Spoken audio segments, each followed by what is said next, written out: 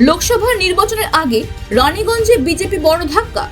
Raniganj বোরোটো chairman Muzammel শাহজাদার নেতৃত্বে 89 নম্বর ওয়ার্ডে BJP থেকে 5 জন স্থানীয় কর্মী তৃণমূলে যোগ দিলেন। টিএমসিতে যোগ দিয়ে বলেছিলেন যে যোগদানকারীরা জানান গত 16 বছর ধরে বিজেপির হয়ে কাজ করছেন, কিন্তু এখনো পর্যন্ত বিজেপি জনগণের কাছে যে প্রতিশ্রুতি দিয়েছে তার একটিও পূরণ হয়নি।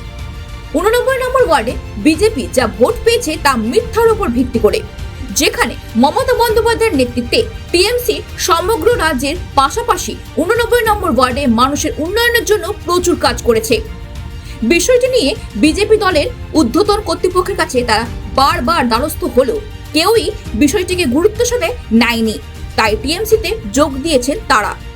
মুজাম্মেল শাহজাদা বলেন, মুখ্যমন্ত্রী মমতা বন্দ্যোপাধ্যায়ের নেতৃত্বে 2011 সাল থেকে সমগ্র রাজ্যের পাশাপাশি রানীগঞ্জে যে ধরনের উন্নয়ন হয়েছে তা দেখে বিরোধী দলের কর্মীরাও টিএমসিকে সমর্থন করছেন। অপরদিকে বিজেপি নেতা দেবজিৎ খায়ের দাবি, ঘটনাটা সমস্ত হাস্যকর। ভোটের আগে তৃণমূল এই যোগদান পর্বে নাটক করে।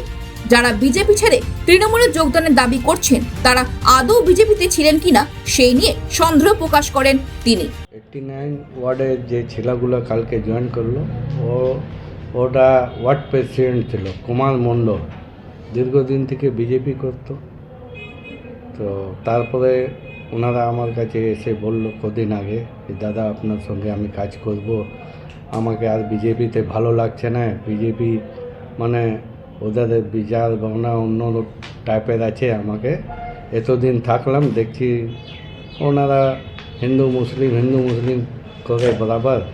আর আমি দেখছি যখন থেকে সরকার এসছে, টিএমসি সরকার, তৃণমূলের সরকার, মামাটি মানুষের সরকার, শ্রীমতী আমাদের যে চিফ মিনিস্টার মমতা ব্যানার্জি, উনি যা কাজ করছেন মানুষের জন্যে, যেরকম মা কাজ করে মা থেকে বেশি উনি কাজ করেন।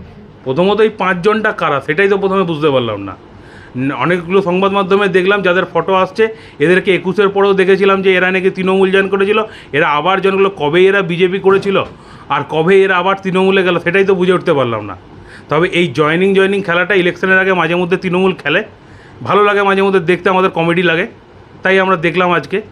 এর বেশি কিছু না। এরা কখনোই সক্রিয় কর্মী বিজেপির ছিল না এবং কোনো দিনই বিজেপির কোনো দায়িত্বে ছিল না। যদি এগুলো বলে থাকে তাহলে সর্বৈব মিথ্যে কথা বলছে। আর এটাই বলবো, উনি যদি এই জয়েনিং খেলা দেখান তাহলে এত জয়েনিং হবে রানীগঞ্জে তৃণমূলের নেতাদের, সেটা উনি লিখে রাখতে পারবেন না হিসেব করে।